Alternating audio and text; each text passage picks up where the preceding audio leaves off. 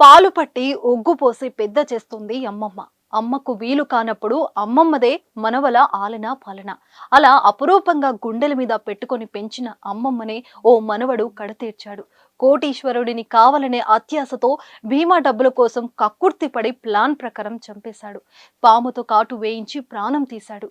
పాపం పండడంతో 8 నెలల తర్వాత పోలీసులకు దొరికాడు. సినిమా స్టోరీకి ఏమాత్రం తీసిపోని ఈ ఘటన ఛత్తీస్గఢ్లో చోటు చేసుకుంది. మీ బిజినెస్ విస్తరించాలనుకుంటున్నారా? మార్చి 16-17 హైటెక్స్ లో ఫ్రాంచైజ్ ఇండియా బిగ్గెస్ట్ ఫ్రో ఎక్స్పో. అమ్మమ్మకు తమ పిల్లల కంటే మనవల మీదే ప్రేమ ఎక్కువగా ఉంటుంది. అందులోనూ కూతురు పిల్లలంటే కాస్త మమకారం ఎక్కువే. కానీ ఆ ప్రేమ ఓ మనవడికి అర్థం కాలేదు. అమ్మమ్మలో ప్రేమ చూడని ఆ కసాయుడు డబ్బులు చూశాడు. త్వరగా కోటీశ్వరుడిని అవ్వడానికి ఆమె ప్రాణం తీసేశాడు. కంకేరు జిల్లాలో జరిగింది దారుణం. కుట్రలో భాగంగా ఆమె పేరిట మొదట ₹1 కోటి బీమా చేయించాడు.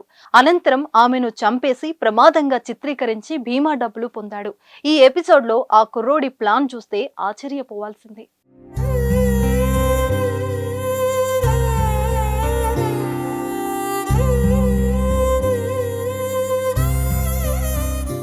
ఆకాష్ పటారియాకు డబ్బు మీద ఆశ. తొందరగా కోటీశ్వరుడు కావాలని భావించాడు. అందుకో ప్లాన్ వేశాడు. అమ్మమ్మ పేరిట బీమా చేసిన తర్వాత ఆమెను చంపేయాలని భావించాడు. అలా వచ్చిన బీమా డబ్బులతో సెట్ అవ్వాలని ప్లాన్ చేశాడు. అందులో భాగంగానే మొదట అమ్మమ్మ రాణి పటారియా పేరిట ₹1 కోటి బీమా చేశాడు. తర్వాత ఆమెను చంపేందుకు ఓ పాములు పట్టే అతనితో 30,000కు ఒప్పందం కుదుర్చుకున్నాడు. అతడి వద్ద ఉన్న పాముతో కాటు వేయించి ఆమెను చంపేశారు. దానిని ప్రమాదంగా చిత్రీకరించి ₹1 కోటి బీమా పొందాడు. అయితే ఈ కేసులో పోలీసులకు ఎక్కడో అనుమానం కలిగింది. హత్య కోణంతో దర్యాప్తు చేపట్టారు. ఈ క్రమంలో విస్తుపోయే నిజాలు బయటపడ్డాయి. ఆమె మనవడే బీమా డబ్బుల కోసం అమ్మమ్మకు పాము కాటు వేయించి చంపేశాడని తేలింది. అనంతరం ప్రమాదంగా చిత్రీకరించి బీమా డబ్బులు కాజేసినట్లు పోలీసులు గుర్తించారు. ఇదంతా బయటపడడానికి సుమారు 8 నెలలు పట్టింది.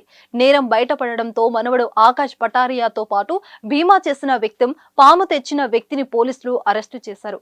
వారి నుంచి స్కార్పియో వాహనం, మోటార్ సైకిల్, 10 లక్షల నగదు, పాములు స్వాధీనం చేసుకున్నారు.